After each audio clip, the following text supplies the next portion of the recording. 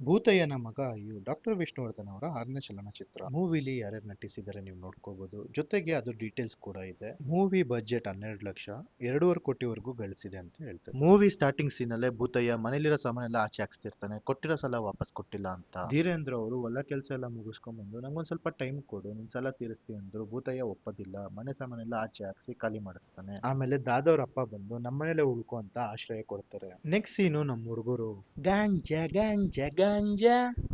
Next Bhutayya 99ನೇ ಸಲ ಚಪ್ಪಲಿ ಹೊಲ್ಸಕ್ ಬಂದಿರ್ತಾನೆ. ಲೋಕನಾಥ್ ಅವ್ರ ಕಾಸು ಕೇಳಿದಿಕ್ಕೆ ಇಲ್ಲಿ ನೀನ್ ಕೂತಿರೋಕ್ ಬಿಟ್ಟಿರೋದೇ ಹೆಚ್ಚು, ನೀನೇ ನನಗೆ ಕಾಸು ಕೊಡ್ಬೇಕು ಅನ್ಬಿಟ್ಟು ಹೋಗ್ಬಿಡ್ತಾರೆ. ನೆಕ್ಸ್ಟ್ ಭೂತಯ್ಯ ಸೊಸೆ ಅವ್ರ ಅಣ್ಣ ಮನೆಗ್ ಬಂದಿರ್ತಾನೆ. ತಂಗಿ ಅಣ್ಣಂಗೆ ತವ್ರ ಮನೆಯಿಂದ ನೀನ್ ಒಬ್ನೇ ಇರೋದು, ನೀನು ಅವಾಗ ಅವಾಗ ಬರಲ್ಲ ಅಂತ ಕೇಳ್ತಾಳೆ. ಅದಕ್ಕೆ ಅಣ್ಣ ಇವಾಗ ಏನಾದ್ರು ಭೂತಯ್ಯ ಬಂದ್ರೆ ಬಾಯಿಗೆ ಬರಿಸ್ತಾನೆ, ಈ ತರ ಇರ್ಬೇಕಾದ್ರೆ ನಾನು ಹೆಂಗ್ ಬರ್ಲಿ ಅಂತ ಹೇಳ್ತಾನೆ. ಅದು ನಿಜಾನೇ, ಭೂತಯ್ಯ ಬಂದು ಬೈದ್ ಕಳಿಸ್ತಾನೆ. ಇವಾಗ ಕಾಮಿಡಿ ಸೀನ್ ಏನಂದ್ರೆ ಲೋಕನಾಥ್ ಅವ್ರು ಬಂದು ಉಪ್ಪಿನಕಾಯಿ ಕೇಳ್ತಾರೆ, ಅದೇನಪ್ಪ ಹಿಡ್ಕೊಂಡು ಉಗ್ದು ಉಪ್ಪಿನಕಾಯಿ ಹಾಕ್ತಾರೆ ಅವ್ರ ಸೊಸೆಗೆ. ಇವಾಗ ಲೋಕೇಶ್ ಅವರ ಇಂಟ್ರೊಡಕ್ಷನ್, ಈಜಾಡಕ್ಕೆ ಕೆರೆಗೆ ಎಗರುತ್ತಾರೆ. ಅಲ್ಲಿರೋ ಹುಡುಗರು ಈ ತರ ಈಜಾಡೋರು ನಮ್ಮ ಊರಲ್ಲೇ ಯಾರು ಇಲ್ಲ ಅಂತ ಹೇಳ್ತಾರೆ. ಇವಾಗ ಪೂಜಾರಿ ಬಂಗಿ ಹೊಡಿಯಕ್ ಬಾ ಅಂತ ಕರೀತಾರೆ. ದುಡ್ಡಿಲ್ದಿರೋ ಕಾರಣ ಕಷ್ಟಪಟ್ಟು ಮಡ್ಕೆಲ್ ದುಡ್ಡು ಎತ್ಕೊಂತಾರೆ. ಆದ್ರೆ ಅವ್ರ ಹೆಂಡತಿ ನೀವ್ 7 ಮಿಂಡ್ರಿ ಆದ್ರೆ ನಾನು 14 ಮಿಂಡ್ರಿ ಅಂತ ಹೇಳ್ತಾರೆ. ಇವಾಗ ಊರಲ್ಲಿ ಕೌ ರೇಸ್ ನಡೆಯುತ್ತೆ, ಅದ್ರಲ್ಲಿ ದಾದಾ ಗೆಲ್ತಾರೆ. ಇವಾಗ ಭೂತಯ್ಯನ್ ಕಣ್ಣು ಅಲ್ಲಿ ಇದ್ದ ಬ್ಲಾಕ್ ಕೋಬ್ರಾ ಅವ್ರ ಓರಿ ಮೇಲೆ ಬೀಳುತ್ತೆ.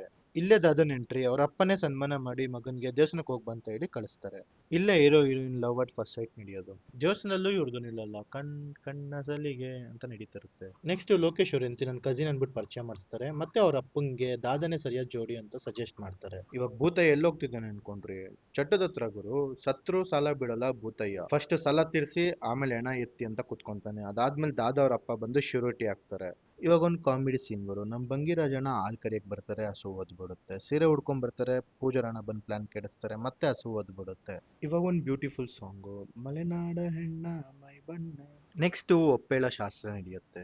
ನೆಕ್ಸ್ಟ್ ಬ್ಲಾಕ್ ಕೋಬ್ರಾ ಮನೆಗೆ ಭೂತಯ್ಯ ನುಗ್ಗಿ ಹಸುಗಳನ್ನ ದೇಬ್ಕೊಂಡು ಹೋಯ್ತಾನೆ. ಪೂಜಾರಿ ಭೂತಯ್ಯನ್ ತಮ್ಮನೆ, ಬ್ಲಾಕ್ ಕೋಬ್ರಂಗೆ ಅವನೇ ದೇಬಿರೋದಂತ ಹೇಳ್ತಾನೆ. ನೆಕ್ಸ್ಟ್ ಬ್ಲಾಕ್ ಕೋಬ್ರಾ ಭೂತಯ್ಯನ್ ಮನೆಗೆ ಹೋಗ್ತಾನೆ, ಕದ್ದಿರೋ ಮಾಲ್ ವಾಪಸ್ ಕೊಡು ಅಂತಾನೆ. ಭೂತಯ್ಯ ಒಪ್ಪೋದಿಲ್ಲ, ನನ್ ಕದ್ದೇ ಇಲ್ಲ ಅಂತ ಹೇಳ್ತಾನೆ. ಇಬ್ರು ಮಧ್ಯೆ ಜಗಳ ನಡೆಯುತ್ತೆ. ಕೊನೆಗೆ ಭೂತಯ್ಯ ರಿವಾಲ್ವರ್ ತೋರಿಸ್ತಾನೆ. ಅಷ್ಟ್ರಲ್ಲಿ ಪೂಜಾರಿ ಬಂದು ಭೂತಯ್ಯನ ಸಮಾಧಾನ ಮಾಡಿ ಬ್ಲಾಕ್ ಕೋಬ್ರಾನ ಕಳಿಸ್ಬಿಡ್ತಾನೆ. ನೆಕ್ಸ್ಟ್ ಭೂತಯ್ಯಂಗೆ ಈಗೋ ಹರ್ಟ್ ಆಗಿ ಬ್ಲಾಕ್ ಕೋಬ್ರನ್ ಮನೆಗೆ ಬೆಂಕಿ ಹಾಕಿ ಅಲ್ಲಿಂದ ಓಡೋಗ್ತಿರ್ತಾನೆ. ಮಧ್ಯದಲ್ಲಿ ಅವನಿಗೆ ಲಕ್ವ ಹೊಡೆದು ಬಿದ್ದೋಯ್ತಾನೆ. ಈ ಕಡೆ ಕೋಬ್ರಂಗೆ ಸಮಾಧಾನ ಮಾಡ್ತಾರೆ. ಇನ್ನೇನ್ ಮಾಡಕ್ಕಾಗತ್ತೆ, ಭೂತಯ್ಯಂಗೆ ಯಾರು ಕೌಂಟ್ರು ಕೊಡಕ್ ಆಗಲ್ಲ, ಇಲ್ಲಿವರೆಗೂ ಕೊಟ್ಟಿಲ್ಲ, ಮುಂದೆನೂ ಕೊಡಕ್ ಆಗಲ್ಲ ಅನ್ನೋ ಮೈಂಡ್ ಸೆಟ್ ಅಲ್ಲಿ ಊರಿನ ಜನ ಇರ್ತಾರೆ. ನೆಕ್ಸ್ಟ್ ಪೂಜಾರಿ ಮತ್ತೆ ಲೋಕೇಶ್ ಅವರು ಭೂತಯ್ಯನ ಮನೆಗೆ ಎತ್ಕೊಂಡು ಹೋಗ್ತಾರೆ. ಇನ್ನೊಂದ್ ಕಡೆ ಫಾರ್ಮಾಲಿಟೀಸ್ ನೆಲ್ಲ ಮುಗಿಸಿ, ಅಂದ್ರೆ ಶಾಸ್ತ್ರಗಳನ್ನೆಲ್ಲ ಮುಗಿಸಿ ಅಣ್ಣವರು ಮದ್ವೆ ಆಯ್ತಾರೆ. ಈ ಕಡೆ ಭೂತಯ್ಯ ಹೊಗೆ ಹಾಕ್ಸ್ಕೊಂತಾನೆ. ಚಟ್ಟ ಎತ್ತಕ್ಕೂ 4 ಜನ ಸೇರಲ್ಲ. ಹೆಣನ ಸ್ಮಶಾನಕ್ಕೆ ಎತ್ಕೊಂಡು ಹೋಗೋ ಟೈಮಲ್ಲಿ ಊರಲ್ಲಿ ಒಬ್ರು ಕೂಡ ಬೇಜಾರಲ್ಲಿರಲ್ಲ. ಯಾಕಂದ್ರೆ ಭೂತಯ್ಯ ಬದುಕಿರ್ಬೇಕಾದ್ರೆ ಅಂತ ಕೆಲಸ ಮಾಡಿರ್ತಾನೆ. ಇವಾಗ ಭೂತಯ್ಯ ಹೋಗಾಯ್ತು, ಅಪ್ಪನ್ ಮೀರ್ಸ್ಬೇಕಲ್ಲ, ಸೊ ಮಗ ರೆಡಿ ಆಗ್ತಾ ಇದ್ದಾನೆ. ಇವಾಗ ಕೊಟ್ಟಿರೋ ಸಲನ ವಾಪಸ್ ಇಸ್ಕೊಳಕ್ಕೆ ಬರ್ತಾರೆ. ಅವ್ರಿಬ್ರು ಮಧ್ಯೆ ವಾದ ವಿವಾದಗಳು ನಡೆಯುತ್ತೆ. ಇವಾಗ ಸಾಲ ಇಸ್ಕೊಂಡವನು ಕೊಟ್ಟನ್ ಕೊಡಂಗಿ ಇಸ್ಕೊಂಡವನು ವೀರಭದ್ರ ಅನ್ನೋ ತರ ಹೇಳ್ತಿರ್ತಾನೆ. ಇವಾಗ ಅವನು ನಿಮ್ಮಪ್ಪ ಮೋಸದಿಂದ ತರ ಬರ್ಸ್ಕೊಂಡವನೆ ಅಂತ ಹೇಳ್ತಾನೆ. ಇನ್ನೇನ್ ಅವ್ರಿಬ್ರು ಮಧ್ಯೆ ಜಗಳ ನಡೆಯಬೇಕು, ದಾದಾ ಬಂದು ಹೀರೋಗಿರಿ ತೋರಿಸ್ತಾರೆ. ಇವ್ರಿಬ್ರು ಮಧ್ಯೆ ತುಂಬಾ ದೊಡ್ಡ ಜಗಳ ನಡೆಯುತ್ತೆ. ಕೊನೆಗೆ ಲೋಕೇಶ್ ಅವರು ರಿವಾಲ್ವರ್ ಎತ್ಕೊಂತಾರೆ. ಚಿಕ್ಕಪ್ಪ ಸಮಾಧಾನ ಮಾಡಿ ಅಲ್ಲಿಂದ ಕರ್ಕೊಂಡು ಹೋಗ್ತಾರೆ. ಇವಾಗ ಲೋಕೇಶ್ ಅವರು ಫುಲ್ ಸೈಕ್ ಆಗ್ಬಿಟ್ಟು ಇದನ್ನ ಕೋರ್ಟ್ಗೆ ಎತ್ಕೊಂಡು ಹೋಗ್ತೀನಿ, ಸುಮ್ನೆ ಬಿಡಲ್ಲ ಅಂತ ಹೇಳ್ತಾರೆ. ನೆಕ್ಸ್ಟ್ ದಾದವ್ರಪ್ಪ ಕಾಲು ಕೂಡ ಬೀಳ್ತಾರೆ. ಆದ್ರೆ ಲೋಕೇಶ್ ಅವರು ಯಾವ್ದೇ ಕನಿಕರ ಇಲ್ದಿರ ಓದಿತಾರೆ. ಅದನ್ನ ನೋಡಿ ದಾದಾ ಮತ್ತೆ ಲೋಕೇಶ್ ಅವ್ರ ಮೇಲೆ ಎಗ್ರು ಬಿದ್ದು ಇಕ್ತಾರೆ. ಆದ್ರೆ ದಾದವ್ರಪ್ಪ ದಾದಂಗೆ ಹೊಡೆದು ಅಲ್ಲಿಂದ ಕಳಿಸ್ತಾರೆ. ಈ ಕಡೆ ಲೋಕೇಶ್ ಅವರು ಕೇಸ್ ಹಾಕ್ತಾರೆ, ಆ ಕಡೆ ದಾದನು ಕೇಸ್ ಹಾಕ್ತಾರೆ. ಕೋರ್ಟ್ ಅಲ್ಲಿ ವಾದ ವಿವಾದಗಳು ಕೂಡ ನಡೆಯುತ್ತೆ. ಕೋರ್ಟ್ ಸವಾಸ ಅಂದ್ರೆ ತುರುಕ್ ಸವಾಸ ತುಣ್ಣೆಗೆ ಉಪವಾಸ ಇದ್ದಂಗೆ, ಅದು ದುಡ್ಡಿರೋರ್ಗ್ ಮಾತ್ರ ಸಿಗುತ್ತೆ. ಲೋಕೇಶ್ ಅವ್ರ ಹತ್ರ ತುಂಬಾನೇ ದುಡ್ಡಿದೆ, ಶ್ರೀಮಂತರು. ದಾದಾ ಸಾಲ ಮಾಡ್ಬೇಕು, ಒಡವೆ ಅಡ ಇಡ್ಬೇಕು, ಇಷ್ಟೆಲ್ಲಾ ಮಾಡಿದ್ರು ಕೋರ್ಟ್ ಅಲ್ಲಿ ಕೇಸ್ ಸೋತೋಯ್ತಾರೆ. ಈ ಐಕಾನಿಕ್ ಕಾಮಿಡಿ ಸೀನ್ ಆಲ್ಮೋಸ್ಟ್ ಎಲ್ಲರೂ ನೋಡಿರ್ತೀರಾ. ಒಬ್ರಿಗೆ ಒಂದ್ ಫುಲ್ ಮೀಲ್ ಅನ್ಲಿಮಿಟೆಡ್ ಇರುತ್ತೆ. ಕ್ಯಾಶಿಯರ್ ನೀವು 4 ಜನ ಇದ್ದೀರಾ ಅಂದಿದ್ದಕ್ಕೆ ಅವ್ರು 3 ಜನದ ಊಟ ಆಗಿದೆ, ನನ್ಗೊಬ್ಬನ್ಗೆ ಅಂತ ಒಂದ್ ಟೋಕನ್ ತಗೊಂಡ್ ಹೋಗ್ತಾರೆ. ಒಬ್ಬೊಬ್ರು ಒಂದೊಂದ್ ಬಕೆಟ್ ಅನ್ನ ತಿನ್ಕೊಂಡು ಸೀಟ್ ಎಕ್ಸ್ಚೇಂಜ್ ಮಾಡ್ಕೊಂತ ಹೋಗ್ತಾರೆ. ಕೊನೆಗೆ ಅನ್ನ ಖಾಲಿ ಆಗಿದ್ದಕ್ಕೆ ಓನರ್ನ ಕರೆದ್ಬಿಟ್ಟು ಒಂದ್ ಮೀಲ್ದು ಮಾತ್ರ ದುಡ್ಡು ಹಿಡ್ಕೊಂಡು ಮಿಕ್ಕಿದ್ ವಾಪಸ್ ಇಸ್ಕೊಂಡು ಹೋಗ್ತಾರೆ. ಇವಾಗ ಸಾಲಗಳು ಜಾಸ್ತಿ ಆಗಿರುತ್ತೆ, ಅದ್ರ ಬಗ್ಗೆನೇ ಅಪ್ಪ ಬಂದ್ ಮಾತಾಡ್ತಿರ್ತಾರೆ. ಇವಾಗ ಭೂತಯ್ಯ ಅವ್ರ ಹೆಂಡತಿ ದಾದನ್ ಹೆಂಡತಿಗೆ ಬಾಗ್ನ ಕೊಟ್ಟು ಕಳ್ಸಿರ್ತಾರೆ. ಇವಾಗ ದಾದಾ ಆ ಬಾಗ್ನ ನೋಡ್ಬೇಕಾದ್ರೆ ಅದ್ರಲ್ಲಿ 100 ರೂಪಾಯಿ ಕೂಡ ಇರುತ್ತೆ. ದಾದನ್ ಕೋಪ ಬಂದು ಹೆಂಡತಿಗೆ ಹೊಡಿತಾ ಇರ್ತಾರೆ. ಅವ್ರ ಅಪ್ಪ ಬಂದ್ ಬಿಡಿಸ್ತಾರೆ. ಅದನ್ನ ಹೋಗಿ ವಾಪಸ್ ಕೊಟ್ಬಿಟ್ ಬಾ ಅಂತ ಹೇಳ್ತಾರೆ. ಇವಾಗ ಹೋಗಿ ವಾಪಸ್ ಕೊಟ್ಬಿಟ್ಟು ಅದನ್ನ ಹಿಡ್ಕೊಳ್ಳೋ ಯೋಗ್ಯತೆ ನನ್ಗಿಲ್ಲ ಅಂತ ಬಂದ್ಬಿಡ್ತಾರೆ. ಈ ಕಡೆ ಲೋಕೇಶ್ವರ ಅವ್ರ ಹೆಂಡತಿಗೆ ಹೊಡಿತಾರೆ, ದುಡ್ಡೆಲ್ಲ ಕೊಟ್ಟು ನಮ್ಮನ್ನೇ ಹಾಳು ಮಾಡ್ಬೇಕಂತಿದ್ಯಾ ಅಂತ. ನೆಕ್ಸ್ಟ್ ಅಕ್ಕ ನಾವ್ ಹಿಂಗಿರೋದಕ್ಕೆ ನಮ್ಮ ಮಕ್ಳ ಜೊತೆ ಯಾರು ಸೇರ್ತಾ ಇಲ್ಲ, ಆಟ ಆಡ್ತಿಲ್ಲ ಅಂತಾರೆ. ಅದಕ್ಕೆ ಲೋಕೇಶ್ ಅವರು ಆ ದರಿದ್ರ ಜೊತೆ ಸೇರಿಲ್ದಿರೋದೇ ಒಳ್ಳೇದು ಅಂತ ಹೇಳಿ ಹೋಯ್ತಾರೆ. ಇವಾಗ ಲೋಕೇಶ್ ಅವ್ರಿಗೆ ಒಂದು ಲೆಟರ್ ಬರುತ್ತೆ, ದಾದನ್ ಮನೆನ ಆರಾಮ ಇದನ್ನ ಲೋಕೇಶ್ ಅವರು ಊರ್ ತುಂಬಾ ಡಂಗುರ ಬಾರಿಸ್ತಾರೆ. ಅದನ್ನ ಕೇಳಿದ್ದ ದಾದವ್ರ ಅಪ್ಪ ನೇಣ್ ಹಾಕೊಂಡ್ ಸತ್ತೋಯ್ತಾರೆ. ಅದನ್ನ ನೋಡಿ ದಾದ ನೋವಿಂದ ಕಿರ್ಚ್ಕೊಂತಾರೆ. ನೆಕ್ಸ್ಟ್ ಎಣೆ ಎತ್ಕೊಂಡು ಹೋಗ್ಬೇಕಾದ್ರೆ ಇಡೀ ಊರೇ ಸೇರಿರುತ್ತೆ. ನೆನ್ಪಿರ್ಲಿ ಭೂತಯ್ಯ ಸತ್ತಾಗ ಒಂದ್ ಹಣ ಕೂಡ ಇರ್ಲಿಲ್ಲ.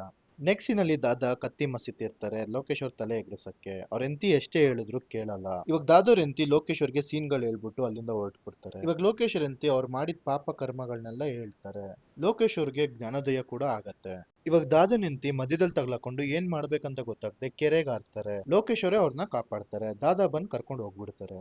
ಇವಾಗ ದಾದಾ ಸೆಂಟಿಮೆಂಟಲ್ ಡೈಲಾಗ್ ಹೊಡಿತಾರೆ. ನೀನ್ ಬದುಕಿಲ್ಲ ಅಂದ್ರೆ ನಾನ್ ಬದುಕ್ತೀನಿ ಅನ್ಕೊಂಡಿದ್ಯಾ, ಇನ್ಮೇಲೆ ಈ ತರ ಮಾಡ್ಕೋಬೇಡ ಅಂತ ಹೇಳ್ತಾರೆ.